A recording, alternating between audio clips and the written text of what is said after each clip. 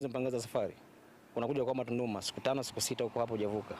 Pesa inaanza kutumika hapo. Inafikia wakati mtu anavuka ana robo ya mileage yake aliyopewa. Ningeomba serikali kuboresha miundombinu hapa. Kwa sababu kama ni mpango wa kuboresha bandari ni mpango mzuri kuboresha bandari. Lakini kama bandari inaboreshwa na bado miundombinu hapa iko hivi hivi, kutakuwa na changamoto zaidi ya hizi. Lakini pia nichukue nafasi hii kuwaomba madereva walioko kwenye foreni. I urge drivers at the queues, do not overtake trucks that are in front of you. Let us all cooperate so that we reduce this jam. So far we have a 3-day special operation that we believe by Sunday there will be no queue on this road. Jumapili kutakuwa hakuna gari yoyote barabarani. A heated debate today broke out between shareholders and former leaders of Yetu Microfinance, which is under the supervision of the Bank of Tanzania, after facing the problem of lack of capital, with the shareholders wanting to know the fate of their shares after the bank's debts were shifted to NMB Bank.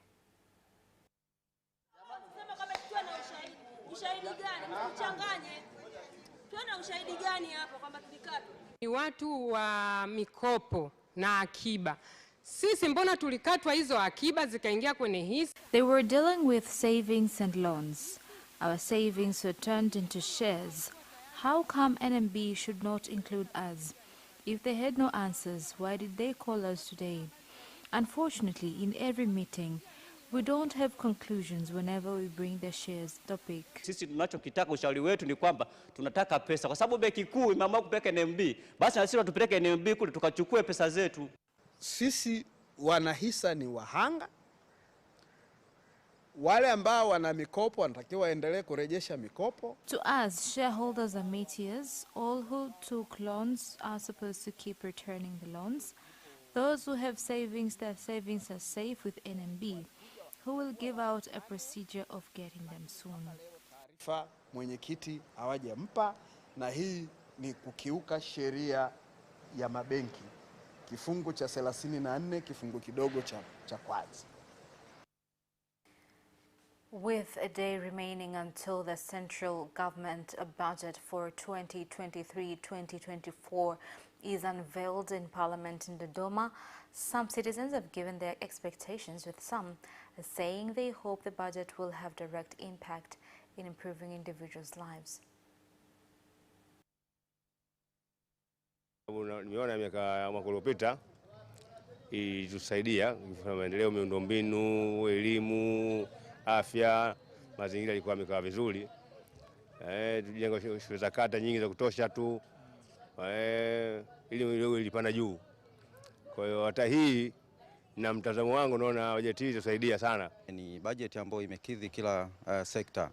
Tukiangalia zaidi upande wa afya wamejikita kutuboresha sisi wananchi ili tuweze kupata matibabu bora katika vituo vyetu vya afya. An operation is underway at Mkomazi National Park in Kilimanjaro region to place tracking bracelets on herds of elephants, being measures taken to control the animals from entering areas where communities live near the park. Teknolojia hii inatumia mfumo wa jiografia ambayo inatumia global positioning system. This technology is using global positioning system that is globally used for tracking activities. This technology is connected to satellite. The device has a computer system that is communicating with the satellite, where the information will give us details of where an animal is. Mfano maeneo kama Kavambugu, maeneo kama Maore, maeneo kama Kivingo, tunategemea kufunga kola maeneo yote hayo. Lengo kubwa ni kuweza kubaini mienendo ya tembo wanapokuwa katika maeneo ya wananchi na kuweza kuwarudisha kwa ufanisi. Mradi huu unatekelezwa katika maeneo. This project is implemented at Mkomazi National Park. The project is worth more than 100 million shillings. We have funded the project to support challenges facing communities living around Mkomazi National Park, especially on conflicts between human beings and elephants. These devices will help in tracking animals as means of evading more conflicts. Kudhuru watu, kuumiza na pengine kuua watu.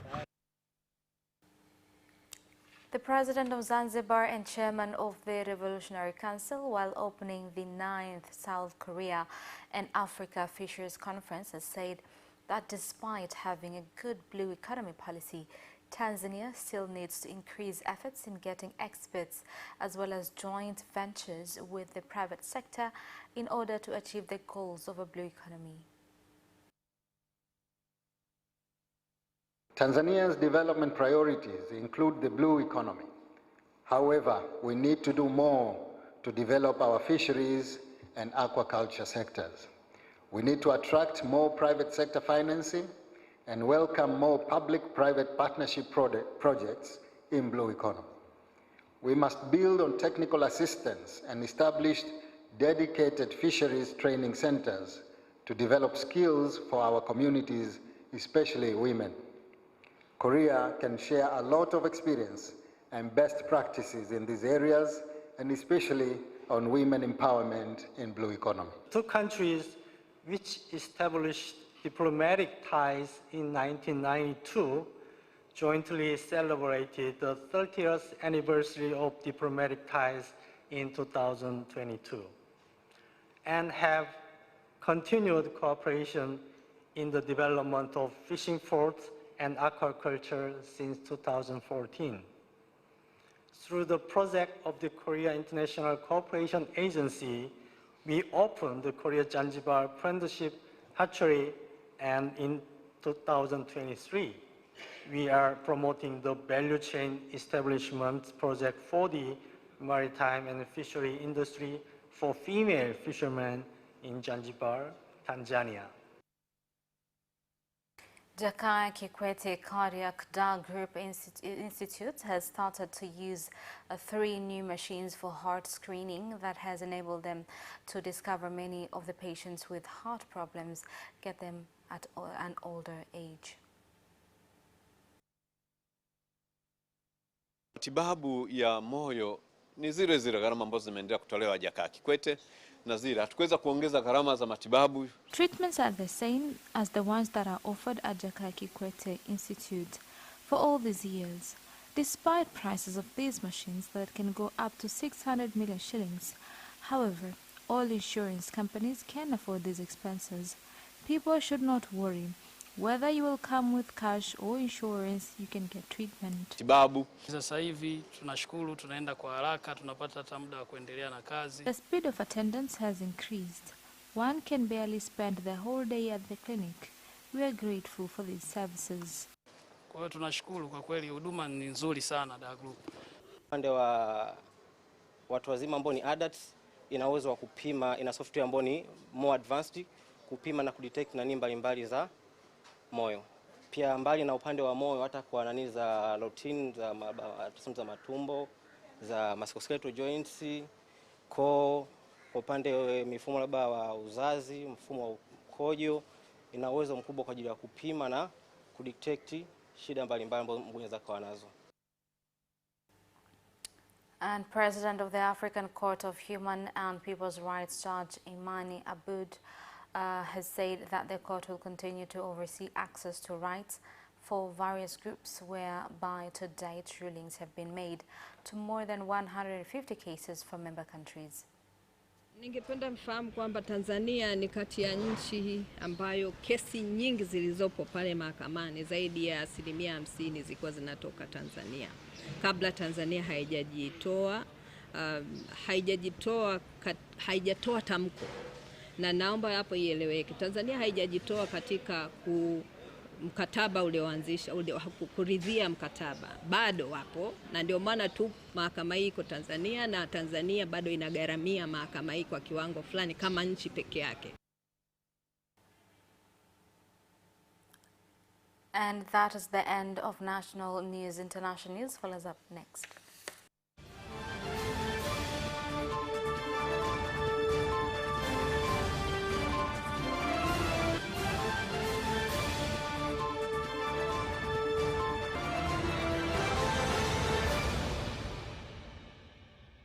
Welcome back, and in international news. In Kenya, a heated debate between government MPs and those from the opposition occurred in the National Assembly today over the finance bill of the 2023, with the government defending the bill and opposition members wanting it to be scrapped, claiming it had numerous taxes that would increase hardship of citizens.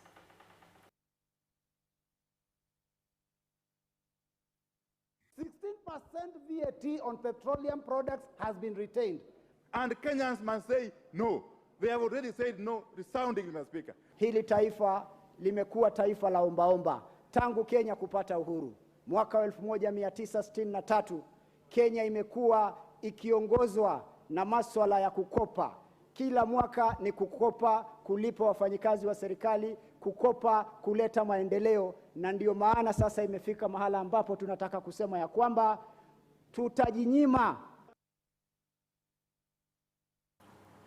As Uganda joins the world to mark the World Elder Abuse Awareness Day, the government has urged Ugandans to stop all forms of abuse on older persons and to treat them with love and dignity. State Minister for Elderly Affairs in the Ministry of Gender, Labour and Social Development, Dominic Gidudu, said that abuse of older persons is a global social issue, and in Uganda it has had significant impact on the health and rights of thousands of older persons. Each year on 15th June, the world commemorates the World Elder Abuse Awareness Day as a platform to highlight abuses and the sufferings inflicted on our older persons. Abuse of older persons is a global social issue, but also a Ugandan problem which affects the health and human rights of thousands of older persons. It is an issue that deserves the attention of all Ugandans and support from all stakeholders on the human rights arena. Now, air forces from 25 countries are participating in the Air Defender 23 exercises in Germany. It is the largest Air Force drill in the history of the military alliance NATO. For more on this, we are joined by Hans Drantz, correspondent with our partner Deutsche Welle in Berlin. Brandt, why are these exercises happening now? Do they have anything to do with the Russian invasion of Ukraine? They don't directly have anything to do with the Russian invasion. These exercises were planned years ago, and in some sense it's a coincidence that they are happening now. But they were planned after the invasion of the Crimean Peninsula by Russia. That was a response to, as it were, the first step in the invasion of Ukraine by Russia. So, of course, in essence, they are connected to what's going on in the east of Europe, to the Russian aggression, and Russia has, in fact, responded by saying that it regards these exercises as a provocation and a military show of force that it regards as unnecessary at the moment. But obviously, while the exercises talk about a fictitious enemy in the east that is planning an invasion of parts of Germany, of course, everyone knows in the end this is focused towards Russia. This whole exercise, with tens of thousands of soldiers from dozens of NATO countries and hundreds of aircrafts, is based in Germany. Why? Well, there's several reasons for this. One reason, obviously, is Germany's strategic position in Europe, in the center of Europe. There are already tens of thousands of US soldiers based in Germany that have been here for many decades, since the Second World War. So it's the central position of Germany that's important. At the same time, Germany wants to demonstrate that it is a reliable partner in in NATO and in attempts or plans to defend NATO territory. There have been some doubts about Germany's commitment to NATO in the past, and it is now trying to demonstrate that that commitment can be relied on. And at the same time, it's in some sense a signal to the German population, which has been very reticent about supporting its own army and about supporting the defense initiatives that have been taken in recent months since the invasion of Ukraine by Russia, a signal to the German population that quite a lot of efforts have to be made, and Germany wants to be involved in that. But whatever the role of Germany, in the end it is still the United States on which NATO is dependent on, isn't it?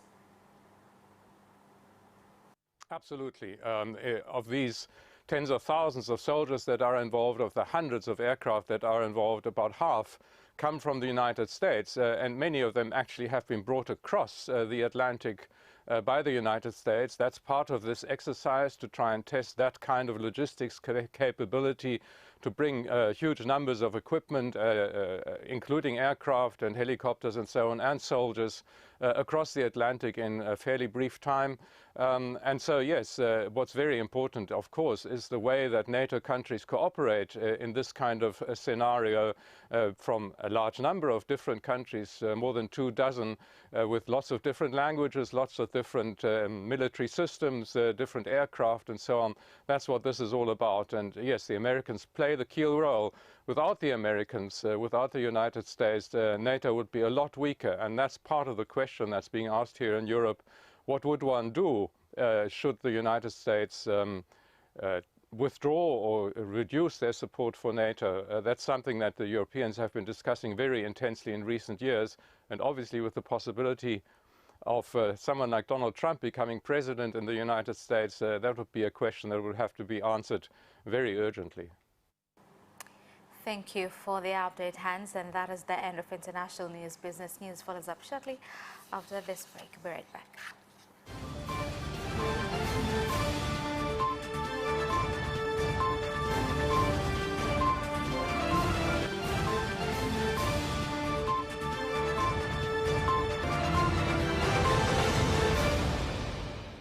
Welcome back, and in business news tonight, the CEO Roundtable has emphasized on the need for petroleum companies in the country to increase investment in sustainable clean energy, being requirements of the global investment strategy that aims to protect the environment from effects of climate change.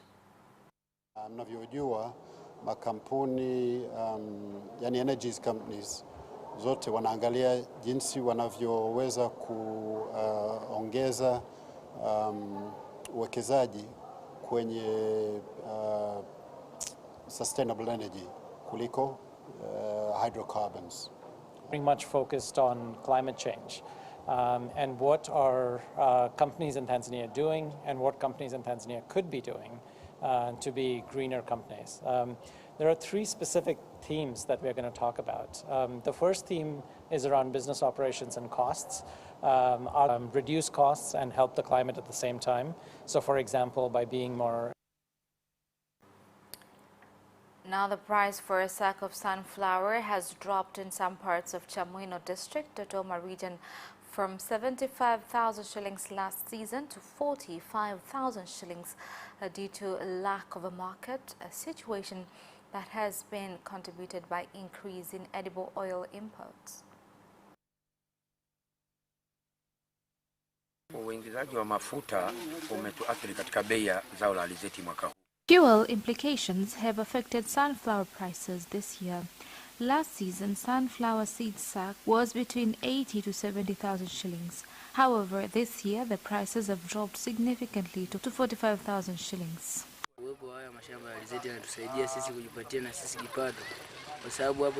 These farms used to help us in generating income.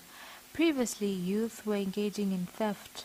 The streets were not safe at all. The situation was caused by unemployment. Inabidi mtu aende akafanye kazi ya kuiba ili ajipatie kipato.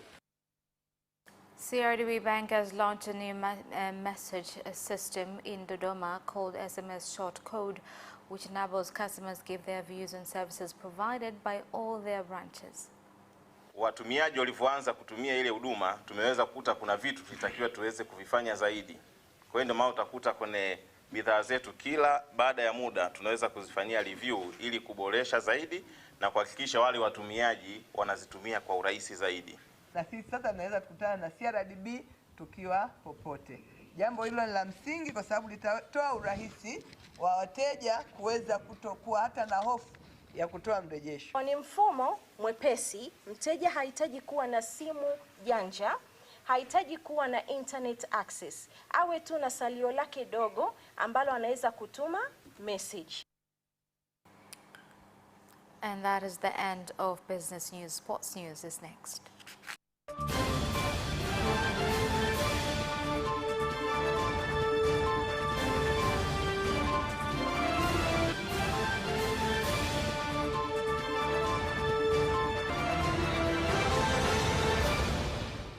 Welcome back, and in sports news. Fountain Gate owner has acquired Singida Big Stars Football Club. The team will now be called Singida Fountain Gate FC, and it will remain at the Liti Stadium in Singida. In another story, former Young African Secretary General Dr. Jonas Tiboroha has urged the club's urgent management to retain their coach Nasreddin Nabi following rumors that he is wanted by Kaizer Chiefs. Wakati wote ule inahitaji kuwa na kocha mzuri na kocha mkubwa, anaweza kufanya vitu vikubwa. Kwa hiyo ningependekeza tu kwa kweli kama kuna uwezekano wajaribu kuangalia invest number 1 kuwa ni kumbakiza Nabi. Assistant coach yes anaweza kaondoka, lakini wanaweza kutafuta assistant coach mwingine ambaye ana fit bills za Nabi, ambaye anaelewa language ya Nabi, kwa sababu Nabi bado hajawa fluent vizuri kwa Kiswahili. Namuona anaweza kuelewa nini ambacho wachezaji wa Yanga wanaweza kufaidika kutoka kwake. And boxer Karim Mandonga had his weight checked today prior his bout against Charles Misanjo from Malawi on June 24th at the Chinangali Hall in Dodoma. And that marks the end of our news bulletin for tonight. My name is Khadija Zimbwe. Thank you for watching and good night.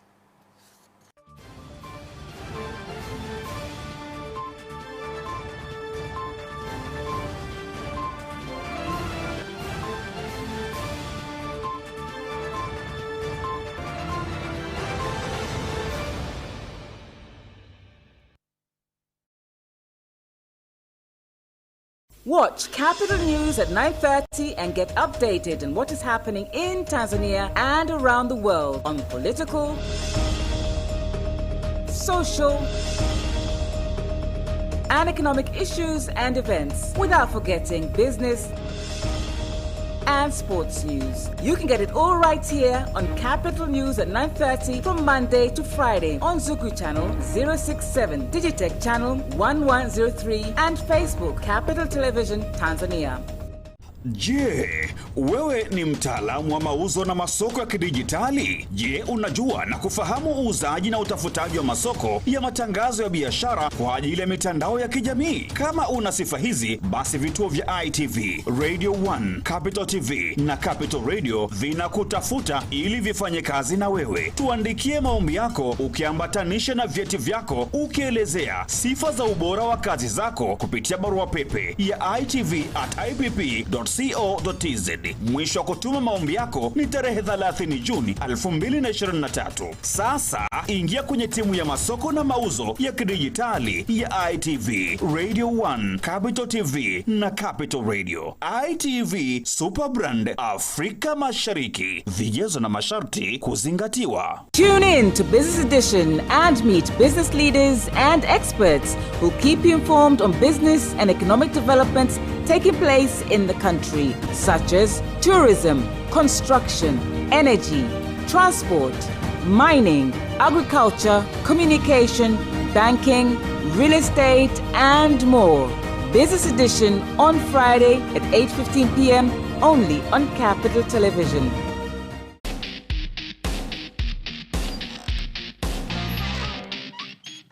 We'll also go extra mile into checking out on educational toys, something for kids, which are locally made right in Tanzania. And the best part is these educational toys are made out of wood and MDF materials, which are all locally available right here in Dar es Salaam.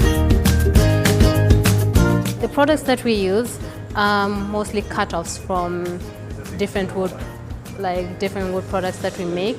So we upcycle it and turn it into educational toys. We decided to make things that can help a child feel how a number feels like. So number 1, we cut it into the shape. So when a child feels that, like, okay, this is what number 1 looks like, this is what number 2, up to number 10, or even how 0 looks like. Make sure you stick around this Saturday at 7:30 p.m. only on Capital Television, your channel of choice. Watch Capital Television on Zouk Decoder, channel number 067, Digitech Decoder, channel number 1103. Capital Television, your channel of choice.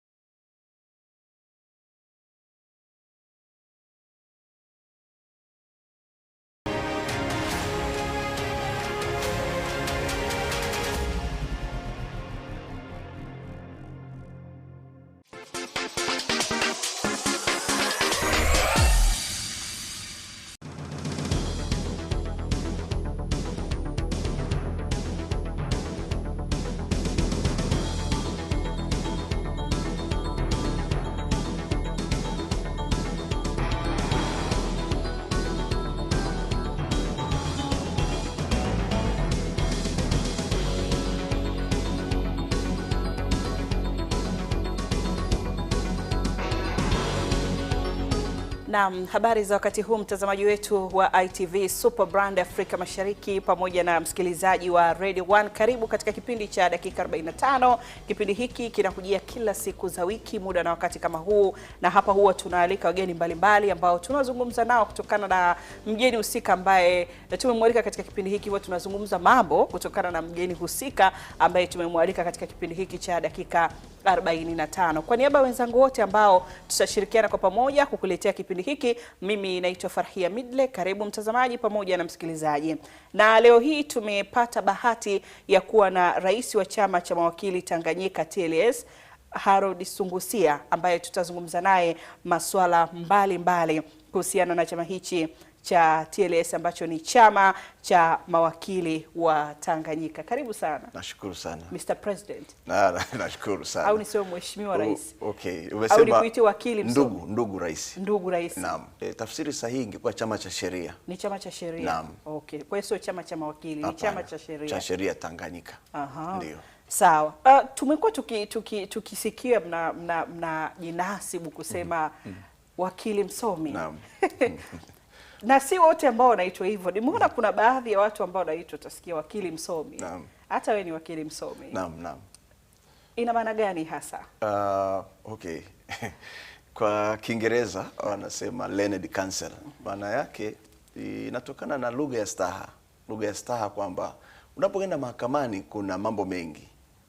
Kuna hali ambayo inaweza kukukuta kwa sababu ya kumtetea mteja wako, ukajikuta la saa nyingine labda unaweza kuwa unaivaa kesi, unakathirika, unagafilika, unajisikia kama vile uongee vibaya. Sasa unapomsemesha mwenzako, badala ya kumwambia wewe jamaa sijui nani, au unamtaja kichwa chako kimekuaje, badala ya kumpa majina ya ajabu ajabu, basi kwa lugha ya staha unaongea naye katika lugha ya kiungwana kwamba wakili msomi, kurudisha ule uungwana katika lugha yako. Lakini ni tamaduni ambazo tumeziiga kutoka kwa waliotutangulia. Lakini pia kwa upande wa pili, mawakili wanapaswa kujua yale wanayosimamia. Kwa hiyo unakuta wakili huyo mmoja anaweza akasimamia jambo linalohusu ujenzi, labda magorofa yamebomoka, atasimamia ile kesi mpaka atashinda, lakini yeye sio engineer. Anakuja baadaye na wakili yule anasimamia kesi ya mgonjwa aliyepasuliwa kichwa badala ya mguu, ni kesi inayohusu mambo ya matibabu, ataisimamia ile kesi mpaka atashinda, lakini yeye sio daktari. Anaweza kusimamia kesi nyingine labda ya mambo ya elimu, sio mtaala umefanya kosa gani, jambo gani, mwalimu amefanya kitu gani, swala linalohusu elimu, lakini yeye sio mwalimu. Kwa hiyo taaluma ya sheria inakuhitaji ufahamu mambo mengi yanayozunguka jamii. Kwa hiyo katika kuweza kufikia vigezo vile, unajikuta unajua mambo mengi. Kwa hiyo inaonekana kwamba huyu mtu kwa kweli anafahamu mambo mengi. Kwa hiyo kiungwana tunamsema huyu mtu kwa kweli ameelimika. Naam. Lakini sio kwamba kuna mawakili ambao mawakili wote ni wasomi. Lengo lake sio kudharau mtu wala sio kujivuna. Lengo lake ni kutambua namna na nafasi ambayo hii taaluma imekuwa nayo, kwa sababu kila mtu atamhitaji wakili. Kila mtu anamhitaji wakili. Kuanzia mchungaji na shekhe mpaka yule mtu wa chini kabisa ambaye hajui dini, viongozi wote. Kukumbuka Mwalimu Nyerere miaka ya nyuma wakati anagombea uhuru, ilikuwa mwaka 58 nadhani, alishtakiwa kwa kosa la uchochezi na wakoloni. Lakini mawakili wasomi kutoka Uingereza ndio walikuja kumtetea Mwalimu. Kwa hiyo unaweza kuona jinsi ambavyo kila mmoja anamhitaji wakili. Na wanapoitwa mawakili, ni mwakilishi wako, anazungumza kwa niaba yako, anakusaidia wewe usiingie katika matatani, upate haki yako. Kwa hiyo katika hali kama ile anaweza akajikuta anafahamu mambo mengi ili kwamba aweze kuhakikisha haki inapatikana. Na pia mawakili hawa ni maofisa wa mahakama. Maofisa wa mahakama kuisaidia mahakama iweze kutenda haki. Uwakili ni biashara. Uwakili ni biashara kwa sababu kwa upande mmoja ni biashara kwa sababu mawakili wanatoza fedha. Ukiangalia sheria inatusimamia namna ya kutoza fedha. Kuna kanuni zinatuongoza, zinaitwa Advocates Remuneration Order ya mwaka 2015. Inatuongoza namna gani ya kumtoza mtu anapokuja, kwa sababu tukitoza tu fedha kiholela itakuwa hakuna maana ya hii tasnia yetu. Kwa hiyo kuna utaratibu wa kutoza, ni shilingi ngapi utoze kwa kulingana na jambo lipi. Maana na mimi nimekuuliza hivyo kwa sababu kuna baadhi ya wananchi ambao hawajui masuala ya kisheria, wanataka usaidizi wa kisheria. Nitazungumzia hilo. Lakini anakwenda anamtafuta wakili, yule wakili anamwambia pesa ambayo ni kubwa, hana uwezo wa kutoa pesa hiyo. Ndio maana nimekuuliza uwakili ni biashara. Na kuna ambao pia wanakula pesa kabla kazi haijafika hata robo.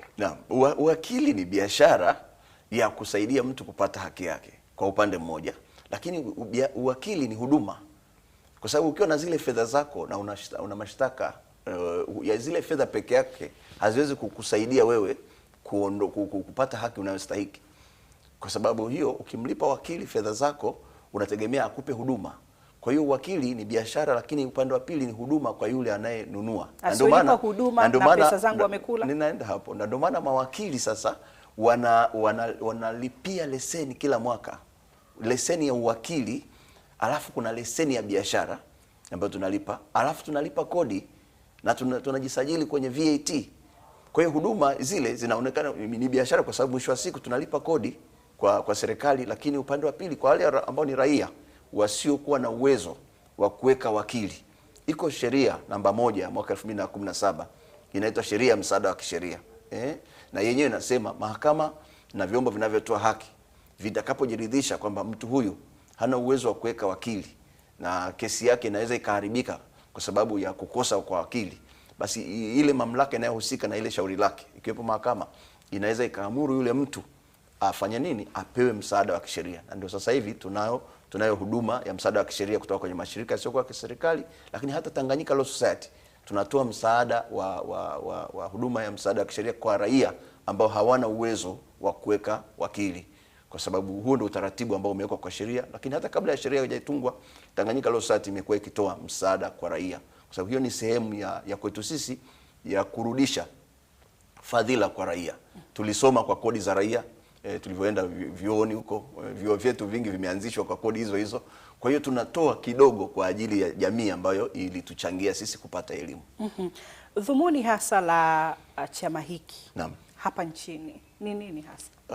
Chama hiki kilianzishwa mwaka 54 na kilianzishwa na sheria. Sisi sio kama chama cha kufa na kuzikana au sijui taasisi gani ya vikoba, hapana. Sisi ni chama kinatambuliwa na sheria ya nchi. Kwa tangu mwaka 54 wakati TANU inaanzishwa, na sisi Tanganyika Law Society tulianzishwa na sheria ya bunge. TANU imeanzishwa na wanasiasa, sisi tumetungiwa sheria ya mkoloni, na baada ya hapo tumeendelea kuwepo kwa kipindi hicho mpaka sasa hivi. Tanganyika Law Society imekuwa ikifanya kazi zake, lakini imekutana na vikwazo vingi hapa kati. Sasa sheria ile iliyoanzisha, kuna kifungu kiko